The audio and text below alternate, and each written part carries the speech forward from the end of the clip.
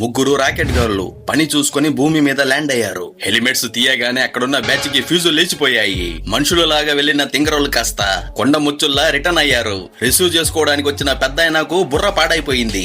అసలు మ్యాటర్ ఏందో తేల్చాలని మిలిటరీ వాళ్ళు బొక్కలో వేశారు. కానీ సడన్ గా వీళ్ళ వ్యవహారం బయటపడింది. వాళ్ళు మామూలు కొండ ముచ్చులు కారు.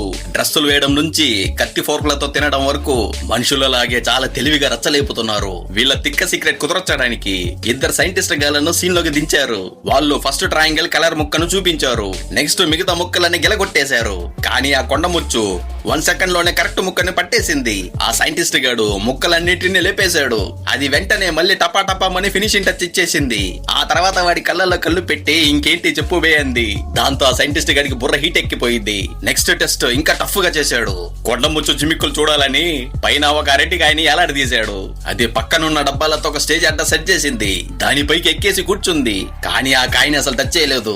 ఇంకేమైనా టెస్ట్లు ఉన్నాయా అని ఆ కొండ ముచ్చు డైలాగ్ పిలిచింది. ఆ పంచ్ డైలాగ్ కి సైంటిస్టులు ఇద్దరికి మైండ్ దొబ్బి ఆ లేడీ సైంటిస్ట్ అయితే అక్కడికక్కడే లో బీపీతో షాక్ కొట్టేసింది. వాళ్ళు వెళ్ళగానే ఈ ముగ్గురిలో తీవ్రమైన పంచాయతీ స్టార్ట్ అయింది. వీళ్ళ నోటి దూల మనుషులకి తెలవద్దని బిర్రుగా డిసైడ్ అయ్యారు. కానీ సైలెంట్ గా ఉంటే సీన్ సితార అవుతుందని ఆ కొండ ముచ్చుకు లైట్ వెలిగింది. అప్పుడే అదే పక్క సెల్ లో ఉన్న గొరిల్లా వాళ్ళపై అటాక్ చేసింది. వీళ్ళ తోటి ఫ్రెండ్ గొంతు పిసికి చంపేసింది. పాపం ఆఖరికి వాళ్ళిద్దరు మాత్రమే మిగిలిపోయారు. ఆ మర్డర్ మ్యాటర్ డైరెక్ట్ గా ప్రెసిడెంట్ వరకు వెళ్ళింది. సీన్ కట్ చేస్తే అర్జెంట్ గా ప్రెస్ మీట్ పెట్టి పంచాయతీ పెట్టారు. వాళ్ళు ఒకరు మాట్లాడుకుంటుంటే హాల్ మొత్తం నవ్వులతో టాప్ లేచిపోయింది. కానీ నెక్స్ట్ సెకండే వాళ్ళు ఒక నిజం చెప్పి బాంబు పెల్చడంతో అక్కడ అందరు సైలెంట్ అయిపోయారు. వాళ్ళు 2000 ఏళ్ల ఫ్యూచర్ నుంచి టైం ట్రావెల్ చేసి ల్యాండ్ అయ్యామని చెప్పారు.